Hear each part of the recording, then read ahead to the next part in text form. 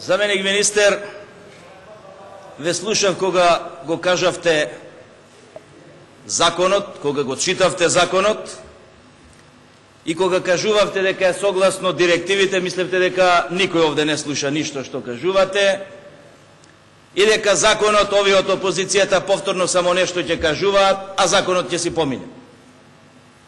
Сметајте дека некој слуша, барем од оние, можеби некој ќе слушне и го прочитал овој закон и дал забелешки.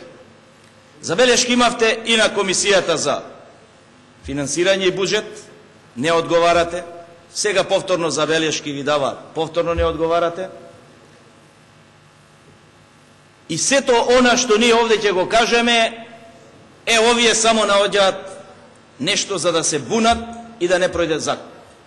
Никој не е против закон за финансиска дисциплина. Впрочем, сите оние што сте повозрастните знаеме дека ние до 91 имавме закон за обезбедување на плаќање. Тој закон добро функционираше. Со тој закон инспекцијата од поранешниот СОК можеше да влезе и да казни финансов директор и во јавната здравствена установа. Можеше да влезе и во фондот за здравствено осигурување и таму да поднесе казна и да казни некого затоа што навремено не ги платил своите обврски. Ама тие закони беа закони за сите. Вие сега носите закони со кои што уште во првите членови кажувате кои тоа ќе бидат должни да се придржуваат кон овој закон за финансиска дисциплина. Дури и кажувате дека оние кои што ќе бидат во стечај нема да се применува овој закон. Сметате дека сите што се под стечај треба и да се ликвидираат или сметате дека има предпријатија кои што ќе бидат и во активен стечај и после 1.4.2014 година? Сите тие кои што се влезени во тој циклус на активен стечај, не треба со овој закон да ги избегнуваат. Ако веќе постои закон, тој закон треба и тие да го применуваат. Значи, ако тој е во стечај, а активен стечај, вие со овој закон му давате ослободување да не се придржува на законот за финансиска дисциплина. Друга работа, кога кажувате за поимите, па кои се, како се, зошто заменик министер во овој домен, она што го правите овде, повторно е за едни да важат закони, за други да не важат.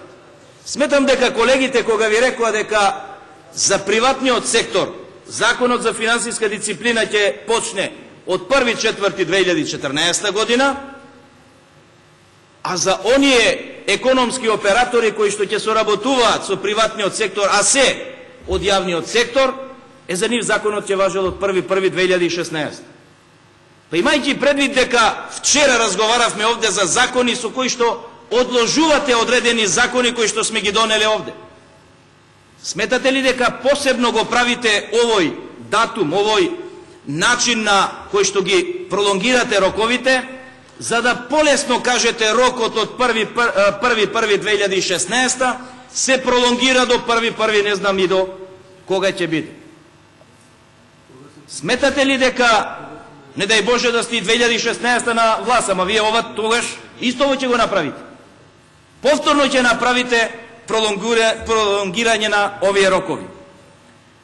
Сите на оние кои што треба да го применуваат овој закон, треба да кажете јасно со примената на овој закон, дали ќе престане законот за задолжница, дали субјектите кои што ќе вршат компензација и после 1.4.2014, компензации, цесии и асигнации, дали тие во нивните, бидејќи компензацијата е размена стока за стока. Ако стоката е извршена, а вие кажувате дека и таму, кај компензацијата и кај цесиите, и тука ќе мора да има некој определен даден рок. И кога веќе станува збор за рокот, гледате ли дека кажувате дека размената, односно продажбата, паричните обврски кои што ќе бидат потекнати од приватните оператори, тука рокот не може да биде подолг од 60 дена. Значи, за нив важат тие законски рокови, подолго од 60 дена да не може да биде. Од друга страна, и кога ќе се донесе законот во 2016 година да важи и за јавните субјекти, односно јавните економски оператори, тогаш тој рок не е 60 дена, туку ќе биде договорен рок, зависно од тоа како се договориле на јавната набавка.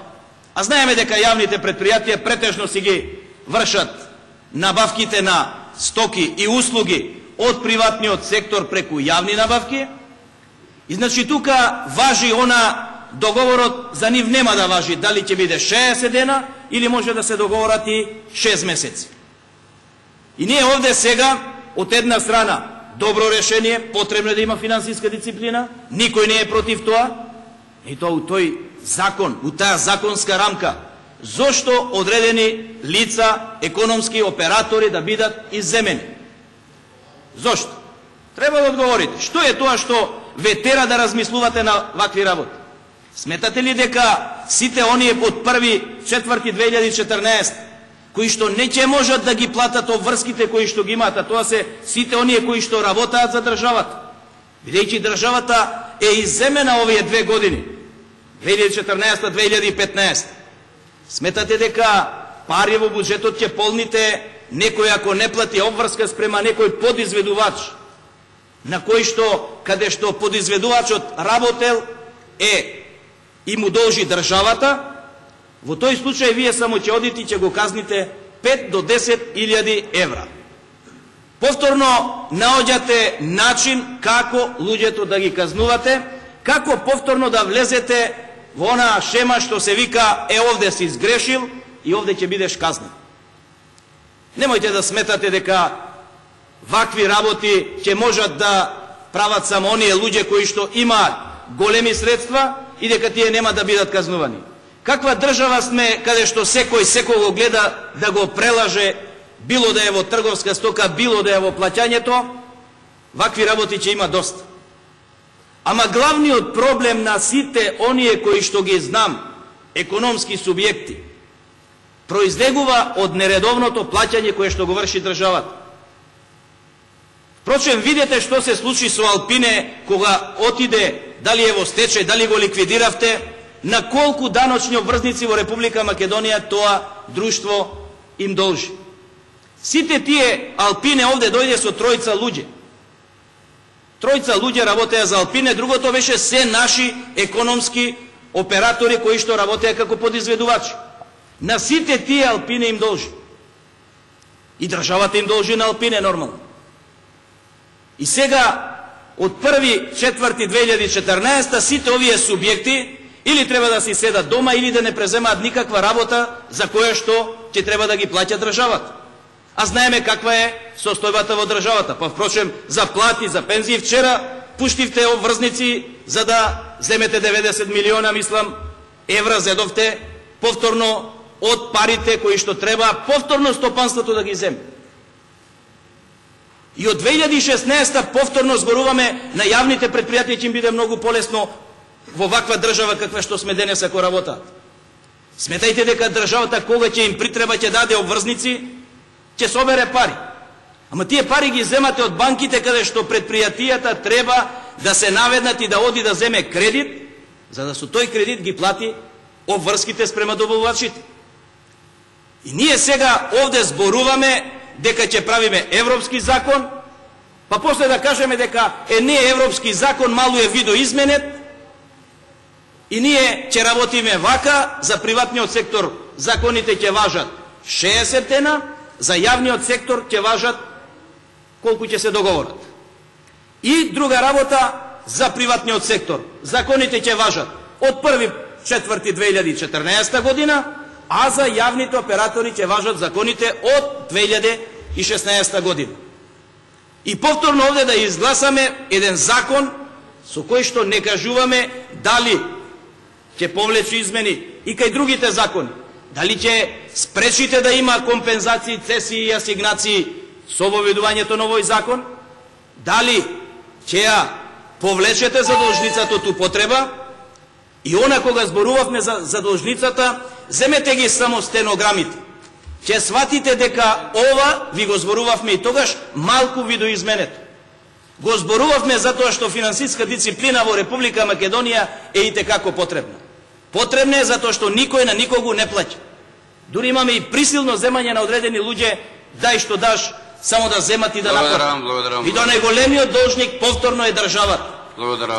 Изгоре на се државата им ги зема и оние пари што можат предпријатијата да ги зема како кредити од банките.